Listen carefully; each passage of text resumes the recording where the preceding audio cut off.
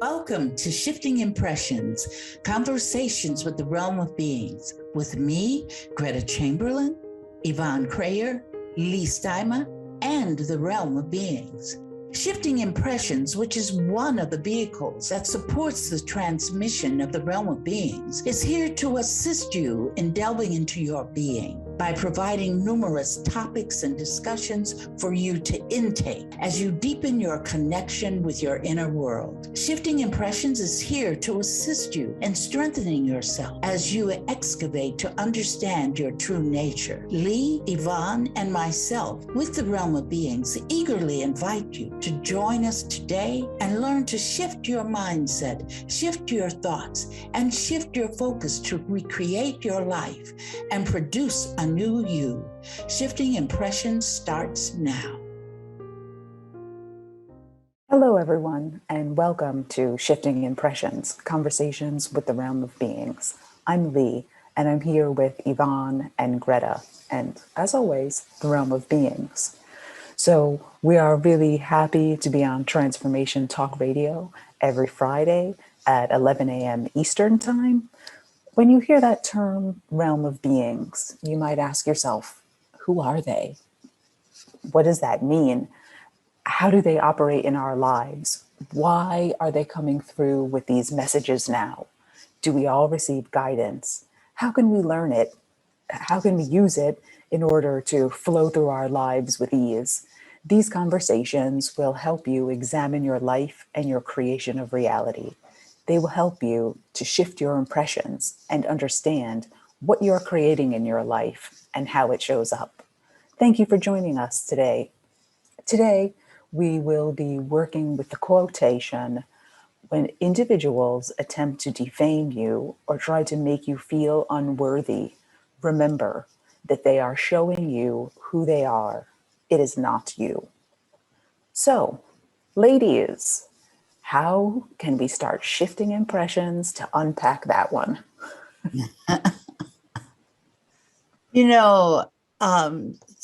I think all of us somewhere along the line have been criticized or called names that we wouldn't speak of here on the program. Everybody's had some type of experience of that. And what I find that is done, I know I used to do it, is that the first thing I'm going to go for is that person hurt me. That person hurt me. That person did things to me. It's a to me thing. It's a go-to. The go-to is to me. When in actuality, we have created the reality to hear it. But the other person is seeing us through their own eyes, through their own experiences, through their perception. So if they're saying that, that's for them, not for us. And we don't need to take it that it's personal. We don't need that. So it's to relax with that and to recognize that it's not you, and don't go down into what I call the rabbit hole with Alice. There's no need to go down the rabbit hole with that. Just look at the person and just say, okay, I see why I've created for you to tell me that, but I also know that what you're talking about and the things that you are saying do not pertain to me. Because number one, you don't know my life. You don't know what lessons I have chosen to create in my reality. You don't know that. So there's no need. And sometimes as children, our parents, depending on the parents that you have, can say things to you that you really take to heart, because as a child, you haven't been taught that. You think that anything that that parent has said is true about you. So you internalize it. And the challenge with that is that once we internalize it as children, we keep it as adults a lot of times. And then we start creating our realities around that and our relationships around that. Yeah. So what is, I mean, what is the role that we play in these kind of scenarios? You know, are we the create or are we the support in that case?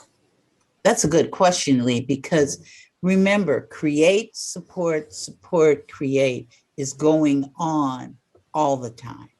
Like right now, you and I are interacting with each other. So right now, there's a create on your side and a support of what you are creating on my side.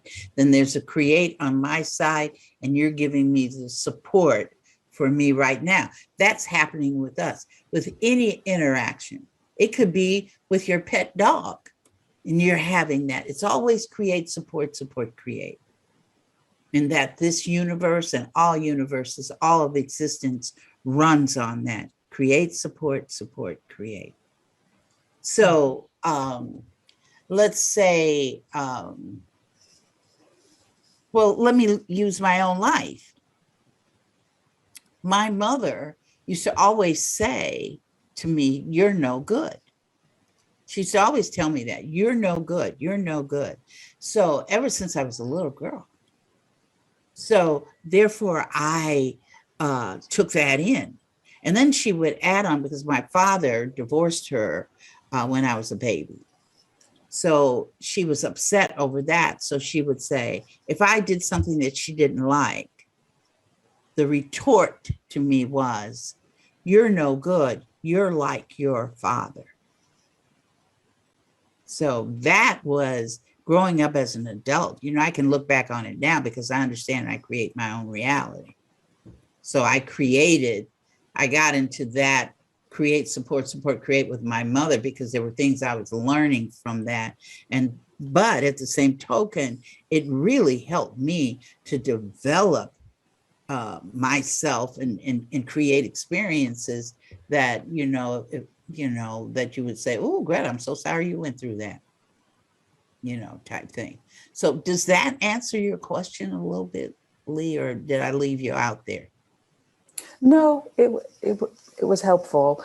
I guess I'm also just thinking about that other, the second part to your first answer about how when we hear these things as children, we hold onto them, like those impressions stick, and then we create. I mean, generally, do you think, especially the negative ones, do you think we create more to support that impression? And if the answer is yes, then, how do we shift that impression to create something better if we still see that perhaps we have these things left with us? Some people would use it if they're very religious oriented. They would use it probably praying and saying, "I forgive the person." They will get into a whole scenario of forgiveness. Our scenarios here are a little bit different. Forgiveness is fine, especially when you don't know that you create your own reality. Then you go, and that's forgiveness is the stage for that. But once you realize you create your reality, then you understand that nobody could ever do anything to you, which means then you don't have to forgive them for it. What you want to do is turn around and forgive yourself for creating it. See, it's a turnaround here. Yeah, that makes sense to me, because I feel like, like if you really know yourself, you can look at yourself first. You can go inside internally and really take the moment to reflect about it. And when you're in those situations, I think we have, a little more to explore on two paths, the child path and the more adult path. Like once you're adult, you have to take responsibility for pretty much everything that's going on. So yeah, like do the work and like realize that whatever you're feeling or thinking on the inside, you're creating on everywhere in your life. So yeah, don't look outside of yourself for the solutions. Go within and focus on what you're creating on the inside. Yes, I would agree with that because the challenges are internal, and so are the solutions. Yeah. Challenges are internal, the solutions are internal. What happens is that you, once you see the challenge and you create it and you give more energy to it, because like we said in one of the podcasts when we were dealing with fear and emotions, the emotions are the things that kick it in. The more that emotions give you the intensity, the fuel. It's like the fuel for the fire, so it can burn brighter and stronger. And if you don't give whatever it is that comes up for you, you don't react, or you don't take it personally, you don't you kind of just pause and recognize what's going on. That gives you the opportunity to recognize if it's a pattern, the reality. People have different phrases that they could use that they're familiar with to switch to shift their impression into a different reality. Sometimes getting back to the quote, I've said to people when I've created for them to say things to me that I didn't particularly care for, I also tell them, I said, thank you for telling me who you are. I've actually said that to people, because you don't know me. There's no way that you can know me like that. I said, so you have revealed yourself to me. Greta, what do they say back to that? Like, I mean, that kind of like, if, I look at myself in that situation, like kind of before, a lot of these kind of breakthroughs have happened in my life, but like, I'd be like, what, is she nuts? Like, what is she talking about? Then you could get potentially into this like sort of discomfort, uncomfortable situation. But what would most people say? Like if you said, thank you for revealing yourself to me, like, and they're probably thinking, more of the same, whatever they're feeling about you, they're actually revealing about themselves. Well, I look at it in two different ways. The first way is that I'm thinking that why in the heck did I create for that person to say derogatory things to me in the first place? So I do a quick review of Gretta. Okay. And then after that, sometimes I've said that, I said, thank you for telling me who you are. Now you ask me, what is their reaction? Correct. Yes. Usually the reaction I get is silence. Silence. Because then it gives them a chance to look at themselves on some level. They can say, ooh, that could be true, right? I don't know if some of the people that I've had discussions like that with, I don't know if they went in that direction, more so than that they probably got really angry with me. How dare you tell me that I'm what I'm trying to tell you you are. Yeah. I think eventually, at least I would think eventually with, some more self-reflection and self-knowledge, they probably could turn around there. I think anybody can though, Yvonne, anybody. But see, the thing is to understand what's going on here. Right. See, what's going on is here, we are creating realities 24/7 at every moment, at every moment. And a moment, I told him the Seth class on Thursday, I told him, I said, a moment is faster than the speed of light. That's how fast a moment is. So at every moment, we are creating a reality. You know, I love this example. When I was teaching school, I was working at this particular school, and I noticed because I taught all the children in the whole school because I was the librarian, and every time I heard them calling the B word, the B word, the B word. We can't say it on the thing; they'll bleep us out. So I'm going to just call it the B word. Everybody in the audience needs to use their imagination of what that B word is. Okay. They were forever calling each other that. And I got sick and tired of it. Even the kindergarten children, when they would get upset with somebody, said, you're a B. Or they'd say, you B. And I'm going, finally, I told them, I said to myself, Gretta, you're really tired of this, aren't you? And I said, yeah. So I started teaching about the B word. And I told them, I said, look, before you say to anybody that they are a B, then you have to be the B first. Now, let me qualify B, because in some cultural frameworks, the B word is looked at with not disdain, but, to say, I'm a B. I'm strong, So it depends on your cultural framework. In the African American cultural framework, it's derogatory for it to be called a B. So it was derogatory for them. But eventually, when they learned that they had to be the B first, you should have seen it. The whole school stopped calling each other Bs. Oh. Because they didn't recognize themselves to be a B. So all of them just quit. It was interesting. And then when another child would come who wasn't used to that culture in the school that was developing, and they would run to me, even the little children, so-and-so called us a B. Really? What did you do? We told her, you have to be the B first.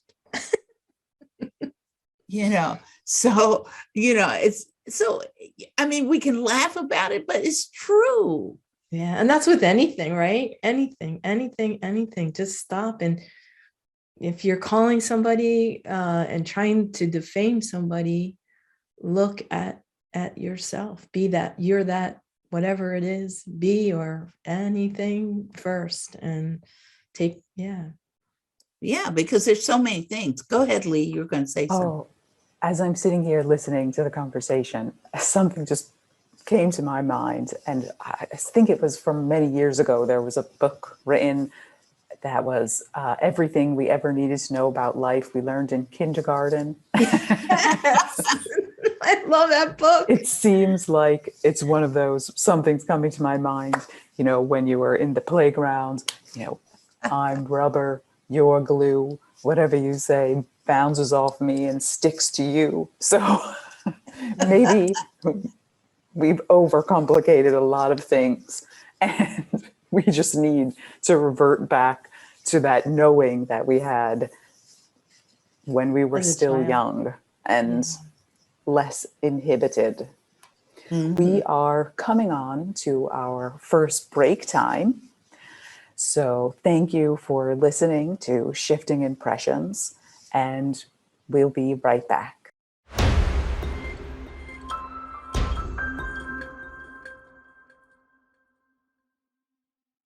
Welcome back. I'm Yvonne. I'm here with Gretta and Leigh, and of course, the Realm of Beings, and we are on Transformation Talk Radio. The name of our podcast is Shifting Impressions, Conversations with the Realm of Beings. And you can listen to us live every Friday, 8 a.m. Pacific, 11 a.m. Eastern, and wherever you are in the world, just check your time zone. So we are involved now in a very lively discussion about the quote. It's really involves projections. And the quote that we're talking about today is, when individuals attempt to defame you or try to make you feel unworthy, remember that they are showing you who they are. It is not you. So we've been talking about how we create the situation to bring people into our lives that say things, and then we set up a situation where we react and think whatever they're saying is true, and then we take it in personally. A lot of this stuff happens when we're children, and we hold on to it and internalize it, and it's kind of difficult. It could be difficult when you're an adult and you're still have this image of being unworthy or feeling no good about this or unloved. So I think it might be helpful to our audience. And of course, we take callers live. So there is an 800 number you can dial in on and participate in this conversation. But, we have been using some tools in our own lives, Greta, Leigh, and I, to kind of shift things. And maybe we could discuss that, Greta, a little bit, because you've had a lot of experience in facilitating and helping others to, kind of make a breakthrough in their lives and take responsibility for their feelings, their thoughts, and shift their reality by the work that you do. Well, there are a lot of methods that can be used for that. But one that we're using now, we call it QDR, and D as in dog, QDR, and it stands for quick, displace, replace. Because we're always talking about displace it, replace it. Some modalities just have you displace, but what is not realized is that if you just displace it, it's going to come back. It may come back anyway if you call it, and you can call it in a lot of different ways, but it's displaced and you must replace it. And we suggest to people that they always replace it with, I love myself unconditionally. So this is an energy technique, correct, Greta? Like it's explain a little bit more so that people can understand it, if you don't mind. No, I don't mind at all. And I always think everything is energy. Correct. My brain just, I'm just right in tuned. Everything is energy. So when you do the displace, you say, I release. Mm-hmm. I release. Whatever it is that you want to release. Let's say person A has made you angry. And let me correct that. Person A has supported you in the anger that you created. Mm-hmm. Okay. They're showing you anger by they're behaving in an angry way, and they are showing you that the anger, basically. Yeah. And in some ways, because you've created that for them to say that to you. Okay. Mm-hmm. So then the recognition is that for them to show you the anger means that you are already angry. Mm-hmm. And they're just showing you that. They're showing you your anger, in other words. Okay. So you realize that. So then you want to release it, because whatever the experiences that you have created with this person, you don't want them anymore. So then you say, I release this anger about this situation. I love you, and you tell what the situation is. I love myself. Let's say a person ran into your car. Okay, you have that experience. You get out and you said, you son of a gun, look what you did. You weren't watching what you were doing. You were doing this, and now you ran into my car. Okay, so you're really upset over that person. So what you can say is, I release the emotional attachment to this accident. Or you can say, I release the emotional attachments to this person who assisted me in creating this car accident. It's a release. You can even release people. You can release anything, because people are nothing but energy. Mm. So you can just say, I release Johnny Jones. I release the emotional attachment I have to Johnny Jones. You don't, because you can change anything. See, we think we can't, and we can. We can just speak it. I release this. I don't want it. I don't need it. It's not serving me. It's not serving my purpose anymore. I could write a long list of things like that right now as you're talking. Well, that's why we do this, Yvonne. I'm going to go through this. Shift your own impressions. Can we just... Sorry, Gretta. No, go ahead. Leigh was going to say something. Oh, no, I just wanted... Can we go back to the situation that you were just illustrating with the car accident? Because I feel in this quotation, there's a little bit of perhaps, I don't know if you call it ambiguity, but it's saying when individuals attempt to defame you or try to make you feel unworthy, remember that they are showing you who they are. It is not you.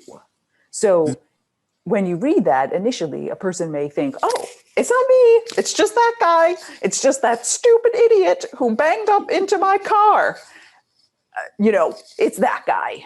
So I would like to fill in a little bit more for the listeners to sort of reinforce this, that like that guy supported you in where you were. And I think on another podcast, you were saying that like accidents and falls and things like that are manifestations of anger. So if something like that happens, you can't just point your finger and be like, oh, it was that guy just not paying attention, just banged into my car. Like you have to look in and, are accidents and falls and trips, like, is that our creation of anger? Like that's how it manifests. And that guy just supported us. Like, yes, he may have not been paying attention, but ultimately it's picking up on something you're creating.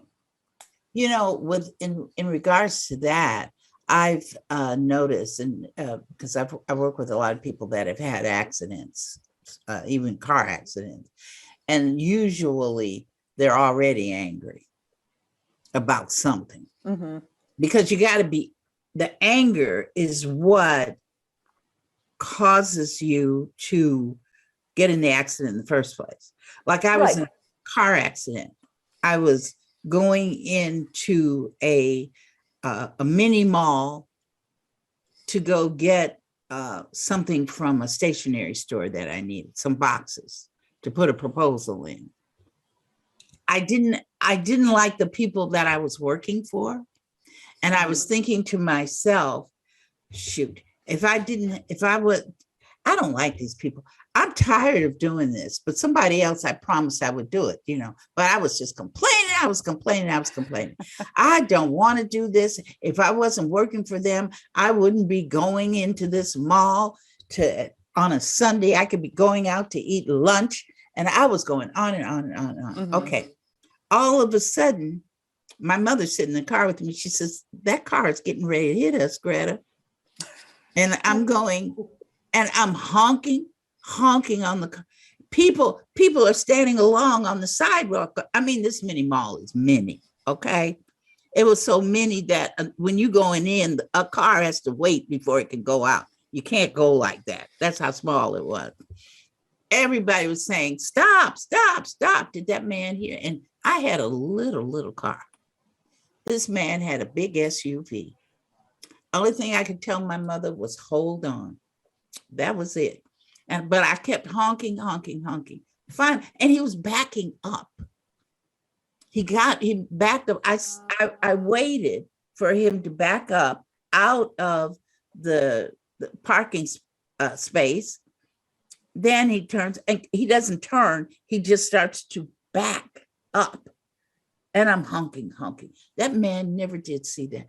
And then he hit me. Well, I said, well, there you go. There you go, Gretta. And I knew, I said, look what you did. I said, look what you created that, right? Okay, so the man gets out. Oh, I'm so sorry. But in the conversation we're having with each other, he tells me, he says, you know, the same thing happened to me last week. Somebody backed up into me. He said, I was so angry about it. There you go. So there was the anger over the first. When he got backed in, he created the whole scenario again. But I was there this time to support him in that. And he supported me in my anger because I didn't want to be there in the first place. Right. That's an important point of clarity, because it's not just, oh, now you're angry at that guy who backed into you. No. There was anger before the incident. So now it's just sort of a bit of a compounded event. So you don't have to, like, yes, the accident could have created a bit more anger, but you have to go one step before that and, you know, think what was going on in your life before this event. So, well, not before, I mean, what you're carrying with you into this new moment from another moment, I guess, right? Right. Because both of us were angry. You know, it's like when I'm driving and I see an automobile accident, first thing I think, I say, oh, well, both people were probably angry. Or it could be, you know, fear can do the same thing. Fear can do that. But all of that is somebody calls you outside of your name, tries to criticize you on your job, saying you don't know how to do any work, you are lazy, you are this, you are that. Don't even go there. Don't go into a pity party. Don't get angry. Just look at them and say, well, now you're telling me about you. Because when you look at it that way, you get that person has given you so much information about themselves. So then you know how to operate with that person. Of course, if your boss is telling you, well, you're not a good worker, you know how they get, I don't know what they call them, but you know, they do these write-ups. They write you up. Right, the reviews and everything, and they tell you if you, but see, you would have had to create a review that was negative. But if you create a review that this person has written, you're not a good worker, you don't follow through, you don't, you're not consistent, you don't speak well to the customers, you aren't bringing in the amount of money that we want to be brought in, you know, over and over and over and over again. It gives you an opportunity to evaluate yourself, but also recognize that that person has to be somewhat in that to be able to see that in you. Now, somebody could say, well, we can look at the data and we can see that you haven't brought in your quota.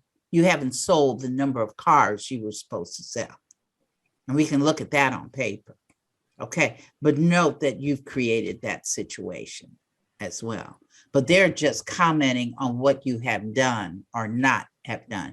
That's different than saying you are a poor employee.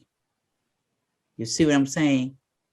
It's a difference when you start getting into talking about people, criticizing them, blaming them for stuff that you created yourself, then you're getting into it. But to say, okay, you didn't cross your T in this document, that's not criticizing somebody. It's just telling them that they forgot to do that. It's telling them if they didn't meet their quota, it's telling them, okay, we want you to sell more. And the person knows how to do that. It's not telling the person, like I said before, you're a bad employee. You see, that's something different. What we're talking about here today and in that quote are personal retorts toward you, personal ones that deal with your personality. With your personality. When my mother said, I'm no good, that was an attack on my personality. If she had said, Greta, you didn't pick up your toys, That's just giving me a directive. But if Mhm. you're telling me you're no good, I can take that as a personal attack on my personality. You One see. thing I think we didn't cover, though, we're leading to break time, but I mean, there's two sides of this coin, right? Because you have to be mindful of, you know, if you have to be mindful of your own actions, right? Because it's so revealing about you as well if you are on the other side of Yes. Yes. that communication or of that other side of that support. So it's another avenue that we should be aware of within ourselves when we want to sit and criticize someone or defame them, because often it happens. You have to look at that as what you're saying about yourself, right? Yeah. Yes. Because you cannot see it in someone until it is in you. It has to be.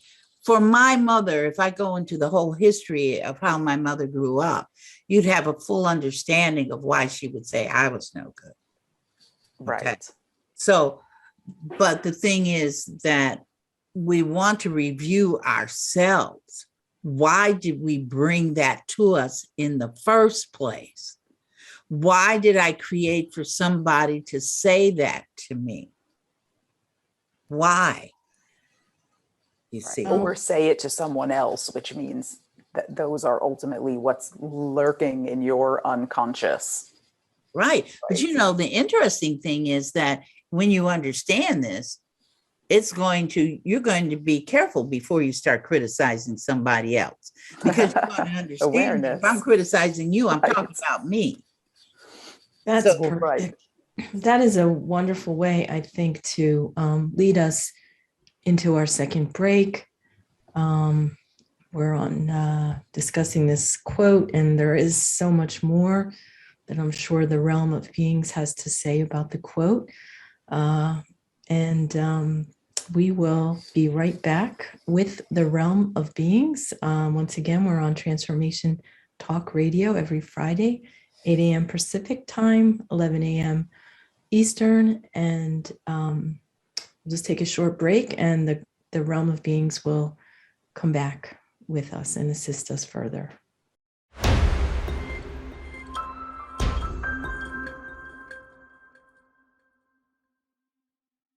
Welcome back to Shifting Impressions. Thank you all listeners very much for joining us. We've reached that segment of our show where the realm, actually, we have a direct link through Gretta, so they can expand on the discussion that we were having around the quote. So let's see if they've joined us. Realm, are you with us? yes, yes, Hello. yes. So today we were working with the quote, when individuals attempt to defame you or try to make you feel unworthy, remember that they are showing you who they are. It is not you. And there's so much, there's so many fine points to that quotation. There's many sides. What else do you have to add to our discussion today about that? We have talked to you all about oneness. So to defame somebody, you're defaming yourself, because you are one with the person that you are defaming. So if you're defaming them, you're defaming you. So what is the worth of that? What do you get from saying that, making references that are negative about people? You know, children do it a lot. Children will play with you. Some children. See, there be the children who they get defamed inside their families. They're going to be the ones that will talk about, well, look at that person. You don't have clean clothes on. Look at your shoes. Look at your hair. You're horrible. Or we might have some, you're a bad girl. You're a bad boy. So they, instead of looking at what's been done, they look at the person. See, there's the creation, that reality is what the person didn't like. But instead of dealing with the reality, they deal with the person. They translate from the reality to the person. You are the bad person. You are evil, or you're doing evil.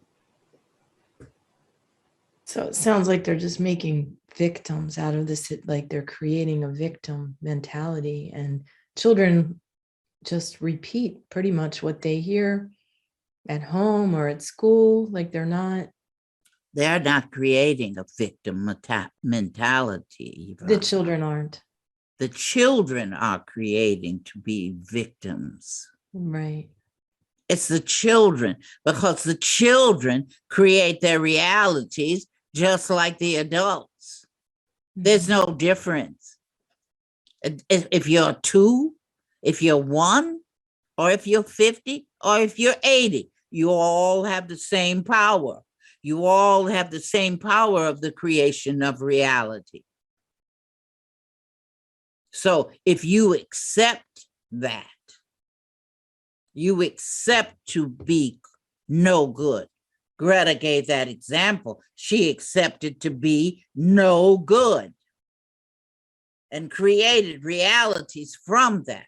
We stood by and watched her. So it's, what is the use of that?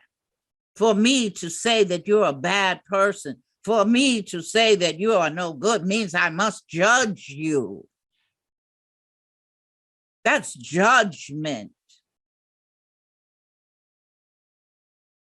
Adults will stand around and talk about adults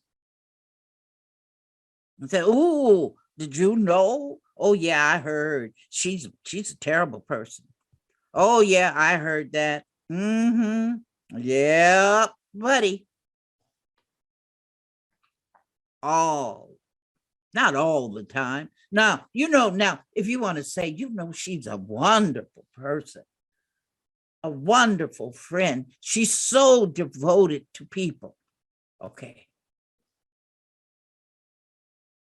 That means that you are devoted to people. Because whatever you say about anybody is you. If you want to say that that person is beautiful, guess what? You see yourself as beautiful. You want to say that that person is a very kind and endearing person, then you're saying, I am a kind and endearing person. But it appears as though you're talking about the other person. But what you're doing is really defining yourself through that person. You're taking the opportunity by way of that person. That person is giving you support. That person is supporting you in defining yourself. So when you say, you're kind, you're sweet, you're gentle, oh, you're a good student, then so are you. You are what you define someone else to be. You are, I'll say it again, you are what you define the person to be. If you focus and say, oh, that person never changes, that person drinks and they get nasty, they're nasty drunk. then we got to look at you. What are you doing? What are you doing? Who are you? Because there's only oneness.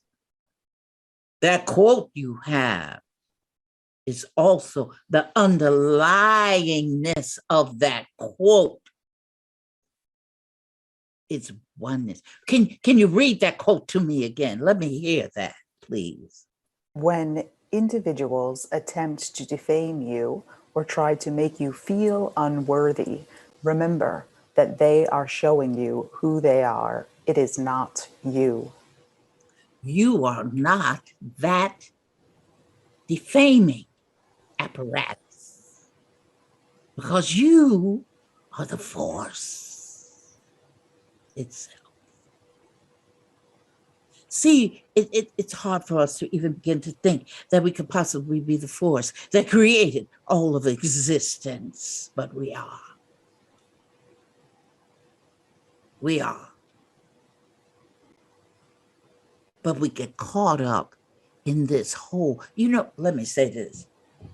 That quote deals with oneness. That quote deals with separation. I must see you separated from me in order to say that you are a nasty person. I'm seeing you separate from me. You are the nasty person. You, yes. Nasty, nasty, nasty. I feel like we can, as I'm sitting here listening to you, Realm, I feel like there's some sort of, I'm getting that there's this, there's a little bit of a positivity trick that we humans might try to play with ourselves, because maybe if we get this awareness to say, okay, be more mindful. What are you really thinking about you? And when you were saying, oh, Sally is wonderful. She's really kind and really great.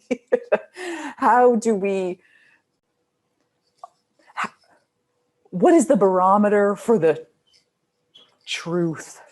I mean, for when that is actually a real statement, or when you're just kind of trying to be like politically correct in like the mindfulness game and say those things, if you're aware enough, hoping, oh yes, then that will reflect back on me. If it's not really your feeling. Well, then if that's a good question. If it's not real from you, then what are you doing? Right. What are you doing? I'm asking you the question. Oh, I was sitting here thinking, if you were just trying to be more mindful of the things you think about people. So if there's a tendency to maybe be more critical because you are so critical of yourself, so you want to find the higher vibrational aspects of you and in others. Because sometimes I feel like there is this, kind of like, I'm trying to pull it out of myself, and we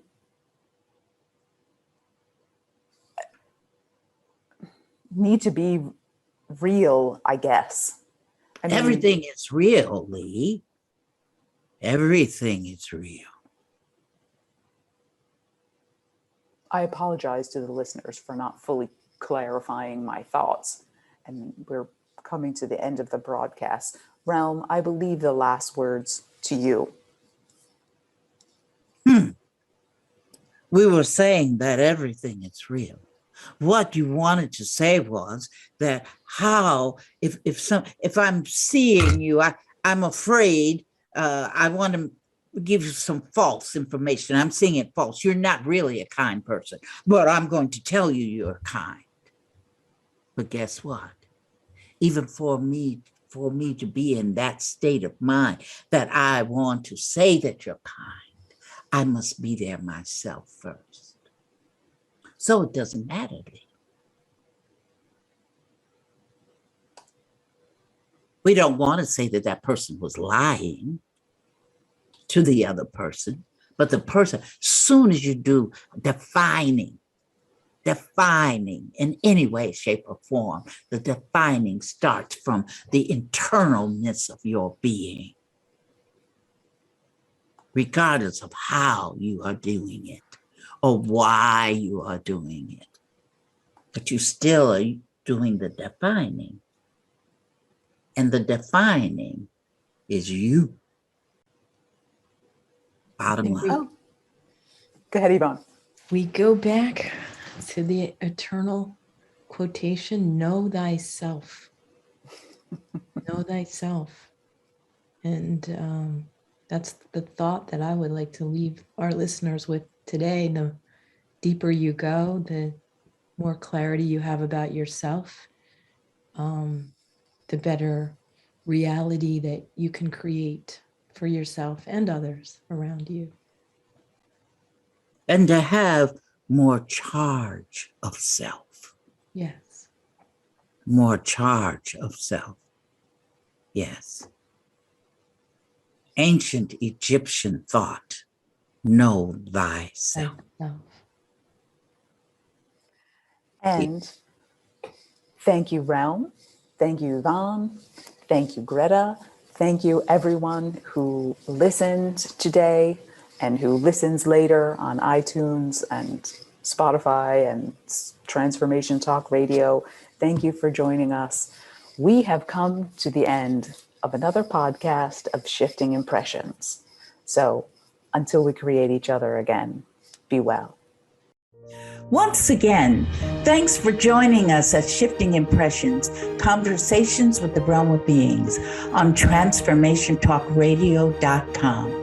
As you have explored today's creation of reality experience with Leigh, Yvonne, the Realm, and me, Gretta, each of you is being supported by us in further developing the understanding that you are not just an individual existing in linear time and space, but a multidimensional force of infinite possibilities who is connected to all. So begin to create the realities you want. Join us every Friday at 8 a.m. Pacific Time and 11 a.m. Eastern Time on Shifting Impressions at TransformationTalkRadio.com. So long until we create each other again next Friday.